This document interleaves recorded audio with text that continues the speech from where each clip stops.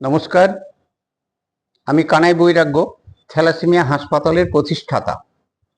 Thalassaemia রোগীদের যে হাসপাতালটা সেটা হচ্ছে কৃষি বিশ্ববিদ্যালয়ের সামনে বর্ধমানে কালনা রোডে এগ্রিকালচার ফার্মের বিপরীতে। তাহলে এখানে থ্যালাসেমিয়া রোগীদের যে রক্ত দেওয়ার প্রয়োজন হয় সেই রক্তটা মানুষকে দান করার জন্য অনুরোধ করা হচ্ছে। কেননা রক্ত মানুষের দান না করলে থ্যালাসেমিয়া রোগীদের বাঁচানো খুব কঠিন ব্যাপার।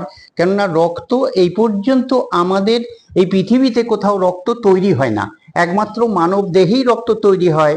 মানুষ ইচ্ছা করলে রক্ত দান করতে পারে, তার মূল্যবান রক্ত দিয়ে অপর কাউকে বাঁচিয়ে রাখার জন্য সে চেষ্টা করতে পারে। তাহলে যারা থ্যালাসেমিয়া সমস্যা নিয়ে পৃথিবীতে এসেছে তাদের বাঁচানোর জন্য একটা সামাজিক দায় দায়িত্ব থেকেই মানুষকে রক্ত দান করতে হবে, যে রক্তটা মানুষ পেলে আরো কিছুদিন বেঁচে থাকতে পারে।